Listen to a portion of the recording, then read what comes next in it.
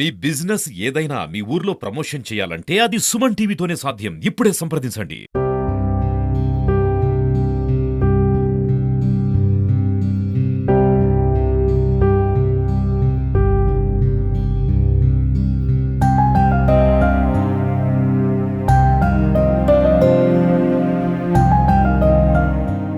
Sexual offence జరిగినప్పుడు aggravated కిందకి మనం తీసుకొస్తాం.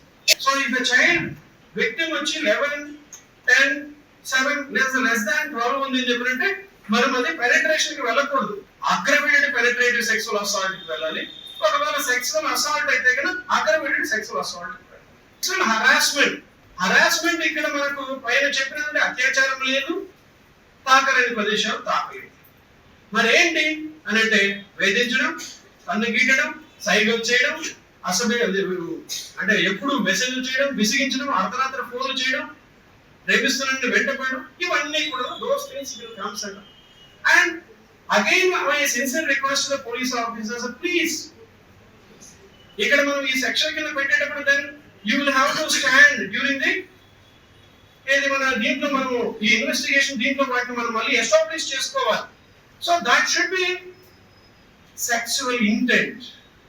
The harassment should be sexual intent. కామ వాంఛతో, కామ కోరికతో ఉన్నటువంటిది దాంట్లో మనకు ఎస్టాబ్లిష్ అయ్యిందా లేదా అన్నటువంటిది మనం చెక్ చేసుకోవాలి. కంప్లైంట్ లో ఉందా లేదా అని. అది లేకుండా మనం సెక్సువల్ హరాస్మెంట్ కి తీసుకొని వస్తే ఇప్పుడు ఇది general harassment, then you will have to supportive evidences before the honourable court ముందు మనము దాన్ని మనం ప్రాసిక్యూషన్ అప్పుడు మనం దాన్ని స్టాండ్ అవ్వాలి అని చెప్పారంటే ఇక్కడ మనకి ఇవి కూడా చూసుకోవాల్సిన అవసరం. Use of child for pornographic purposes, దీనిపైన ఈ మధ్య చాలా విషయాలు మాట్లాడుతున్నారు. సైబర్ క్రైమ్స్ ఇవన్నీ కూడా దీనికి మళ్ళీ రిలేటెడ్ గా వస్తున్నాయి. మళ్ళీ ఆనరబుల్ సుప్రీం కోర్టు రీసెంట్ గా కొన్ని మనకు ఇన్స్ట్రక్షన్స్ ఇవ్వడం. సో దానిపైన కూడా ఇప్పుడు యాక్టివిటీస్ అన్ని కూడా జరుగుతున్నాయి. సో పిల్లల్ని అశ్లీలకరమైన చిత్రాలు, అభ్యంతరకరమైన చిత్రాలు, నగ్నంగా, అర్ధనగ్నంగా ఇలాంటి వేటంగా తీసుకొని బ్లాక్మెయిల్ చేసి మేము చెప్పిన మాట వినకపోతే కదా మేము చెప్పిన ప్రదేశానికి రమ్మని చెప్పి, లేదంటే కదా ఇవన్నీ కూడాను అందరికీ పోస్ట్ చేస్తాం, లేదా ముఖ్యంగా మీ అమ్మ నాయనకి తెలిసిపోతుంది. మార్ఫింగ్ అని ఇలాంటివన్నీ కూడా ఉన్నాయి. కాబట్టి మన మేడం గారు ఇందాక ఇన్స్ట్రక్షన్ ఇచ్చినట్లుగా మన రోల్ చాలా ఎక్కువ ఉంది. పిల్లలకు మొబైల్ వాడకంలో కానీ ఈ కెమెరాస్ వాళ్ళు ఎవరైనా వాళ్ళ హ్యాండ్ ఓవర్లకు తీసుకునేస్తారు, ఫోన్ చేసుకుని ఇస్తానని చెప్పి తీసేసుకుంటారు. సెట్టింగ్స్ మార్చేసి మన కెమెరాలో ఉన్నటువంటి అన్ని కూడా ఆన్ అయిపోతాయి.